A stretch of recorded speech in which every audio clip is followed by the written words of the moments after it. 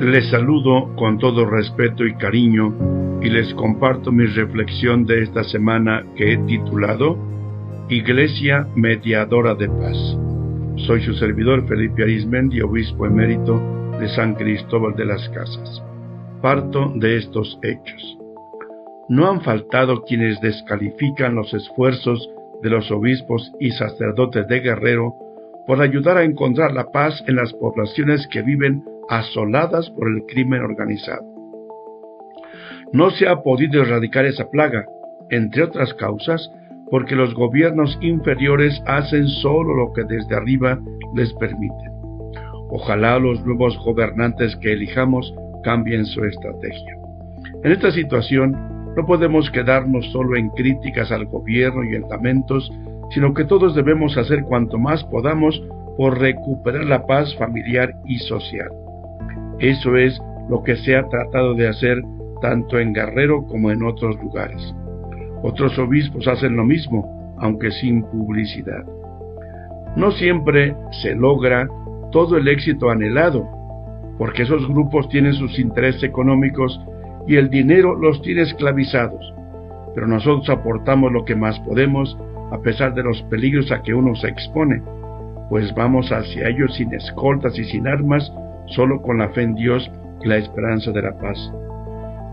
Si se logran algunas treguas entre ellos, sin mediación del gobierno, para no seguirse matando, para que se respeten entre ellos mismos sus negocios y territorios y dejen en paz a los pueblos, no es lo ideal, pero no es despreciable ese paso.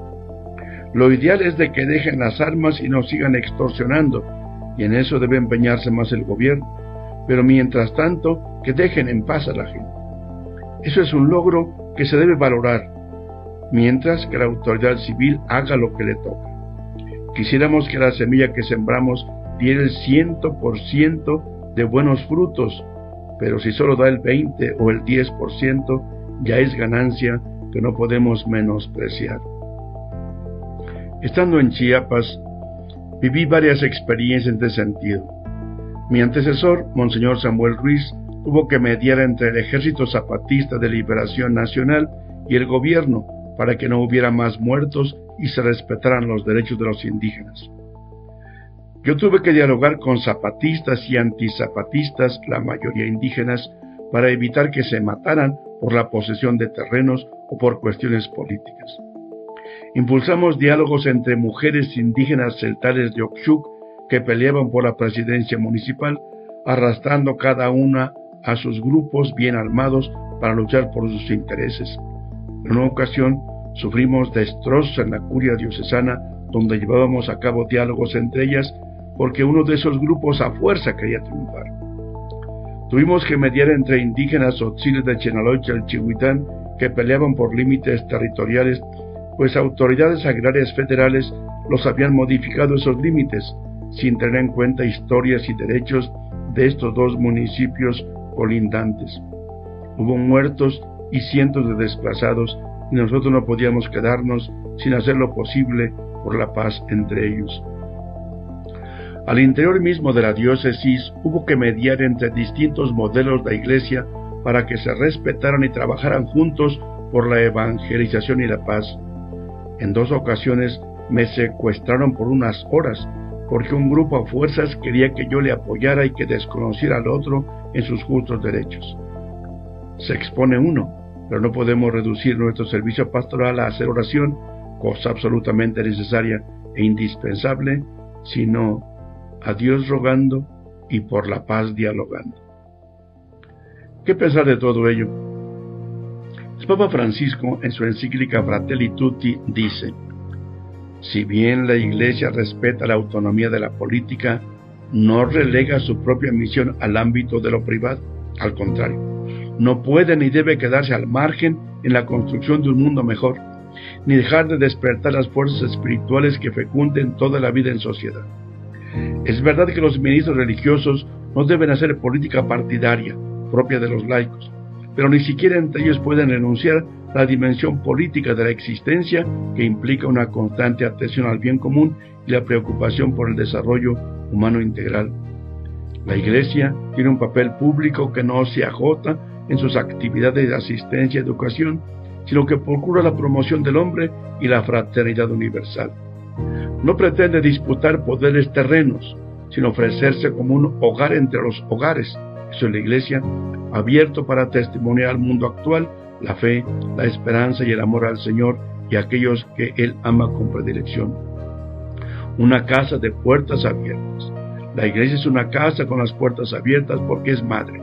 Y como María, la madre de Jesús, queremos ser una iglesia que sirve, que sale de casa, que sale de sus templos, que sale de sus sacristías para acompañar la vida, sostener la esperanza, ser signo de unidad para tender puentes, romper muros, sembrar reconciliación. Es el número 276 de Fratelli Tutti. Y número 283. Las convicciones religiosas sobre el sentido sagrado de la vida humana nos permiten reconocer los valores fundamentales de nuestra humanidad común, los valores en virtud de los que podemos y debemos colaborar, construir y dialogar, perdonar y crecer, permitiendo que el conjunto de las voces forme un noble y armónico canto en vez del griterío fanático del odio. El número 284 dice el Papa Francisco: el mandamiento de la paz está inscrito en lo profundo de las tradiciones religiosas que representamos. Los líderes religiosos estamos llamados a ser auténticos dialogantes, a trabajar en la construcción de la paz no como intermediarios, sino como auténticos mediadores. Los intermediarios, dice el Papa, buscan agradar a todas las partes con el fin de obtener una ganancia para ellos mismos.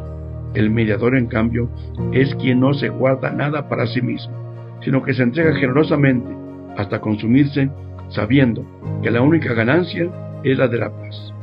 Cada uno de nosotros está llamado a ser un artesano de la paz, uniendo y no dividiendo, extinguiendo el odio y no conservándolo, abriendo las sendas del diálogo y no levantando nuevos muros.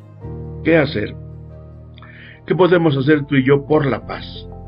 Empieza por ti mismo. Si tienes enemigos, dialoga pacíficamente con ellos y lleguen a reconciliarse. En tu familia, los esposos eviten pelear y si hay diferencias, aprendan a dialogar, a escucharse y a perdonarse.